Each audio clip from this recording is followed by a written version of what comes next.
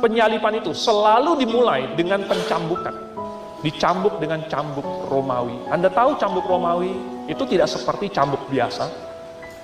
Cambuk Romawi itu dia pendek, ada satu tangkainya, lalu kemudian ada dua atau tiga untai kabel dari kulit.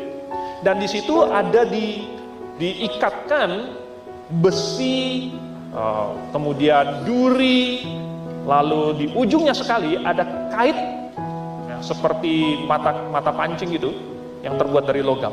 Dan ketika itu disambitkan ke punggung orang, maka itu akan menusuk dan masuk ke dalam kulitnya, masuk ke dalam daging.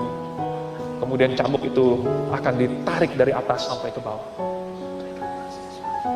Bukan hanya kulit saja yang sobek, otot sobek sampai ke tulang.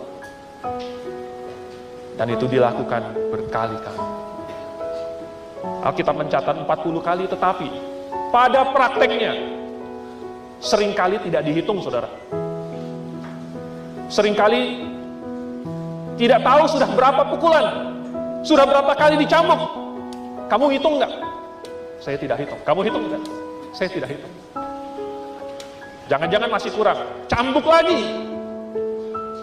Cambuk terus. Cambuk terus. Dan tidak sedikit tahanan yang dicambuk, yang mati hanya karena dicambuk, belum disalib. Tentu para prajurit Roma terlalu jago, sehingga mereka sudah bisa mengenali tanda-tanda, oh ini orang sudah nggak tahan lagi. Kalau gitu kita stop, jangan dicambuk lagi, supaya dia bisa digantung di atas kayu salib. Tetapi pencambukan terhadap Tuhan Yesus itu saja bukan hanya merobek seluruh punggungnya, tetapi leher dari belakang kepala di sini, pantat, kaki, lengan, dada, semuanya hancur. Ada satu lukisan yang sangat terkenal yang menggambarkan suatu sosok, hanya sebuah massa daging berwarna merah darah, tidak terlihat seperti manusia lagi. Dan memang Alkitab mencatat, ketika kita melihat sosok dia, tidak bisa dikenali.